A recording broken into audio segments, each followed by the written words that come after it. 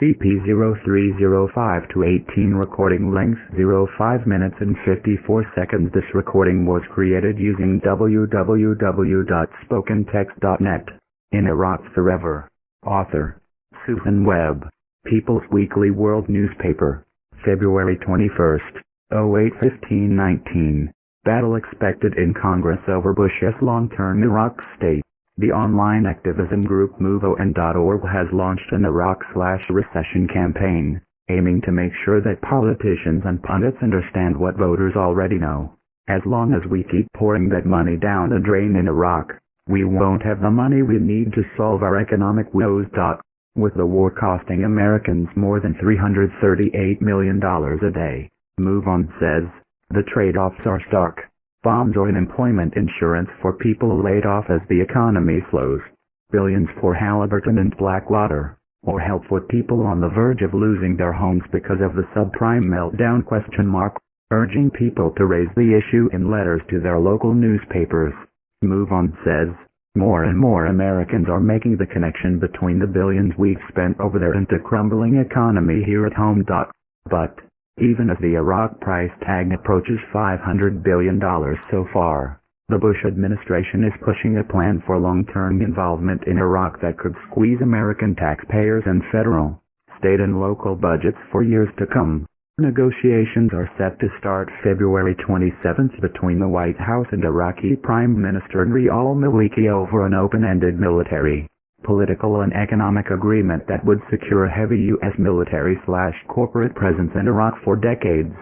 To date, neither the U.S. Congress nor Iraq's parliament has been consulted about the proposed deal. The U.S. occupation is currently operating under a United Nations Security Council mandate that will expire at the end of this year, as insisted on by Iraq.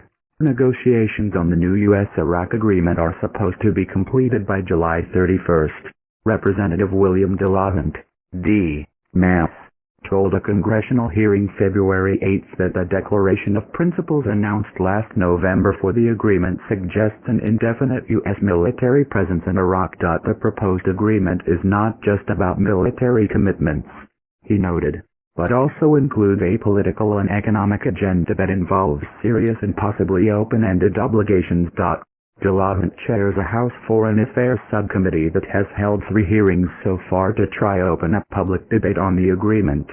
After months of administration stonewalling, Defense Secretary Robert Gates tried to pacify congressional opposition, telling the House Armed Services Committee on February 6 that the U.S.-Iraq agreement would not include any commitment to defend Iraq militarily and would not specify permanent U.S. bases. That did not impress Joseph Gerson, Director of Programs at the American Friends Service Committee in New England, which is working on an anti-military bases campaign. Gates assures us the U.S. military presence in Iraq is not permanent, said Gerson, but neither is the Great Wall of China or the pyramids in Egypt, and they're still there. It is important to remember that Bush's original goals in Iraq were not only to gain control over Iraq's oil but also consolidate long-term control over the entire region's oil and geopolitics. Gerson told the World, the Bush administration is planning for 14 long-term military bases in Iraq, he said. The aim is to turn Iraq into a virtual unsinkable aircraft carrier for the U.S. Salam Ali, a spokesperson for Iraq's influential Communist Party, said the issue has not been adequately discussed by Iraq's cabinet or lawmakers.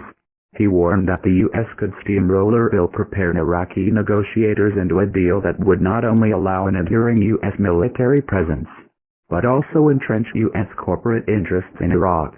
Any agreement, Ali emphasized, should provide a timetable for withdrawal. In addition, he said, Iraq has to regain full control over its oil revenues, which are still being administered by a UN-mandated fund dominated by the U.S., International Monetary Fund and World Bank. Echoing the concerns raised by U.S. lawmakers, Ali said that in Iraq, you cannot at all just sign an agreement without referring to Parliament. All stages of negotiations have to be transparent, not behind closed doors without the Iraqi people knowing what is going on. In the U.S., the battle over the proposed agreement could become the principal focus of Democratic opposition to the war this year, Gerson said.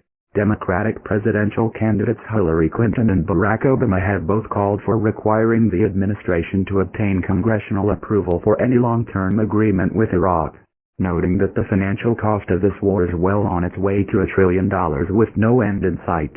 DeLaughant assailed the administration for trying to block Congress from weighing in. On February 11th, 50 House members sent a letter to President Bush saying the administration must engage with Congress on long-term agreements on Iraq. Republican presidential contender John McCain emphasizes his support for a long-term U.S. occupation of Iraq. However, staking his campaign on the claimed success of Bush's troop surge could be a problem for McCain, says Foreign Policy magazine commentator Blake Hounsell. In a blog at the Journal's website, Hounsell writes, "Most voters have made up their minds about Iraq. They want to leave. Recent success be danged. That sentiment will only increase as the economy sours and calls grow to spend $10 billion a month at home." This recording was created using Spoken Text, the free online text-to-speech converter. To learn more about Spoken Text, visit www.spokentext.net.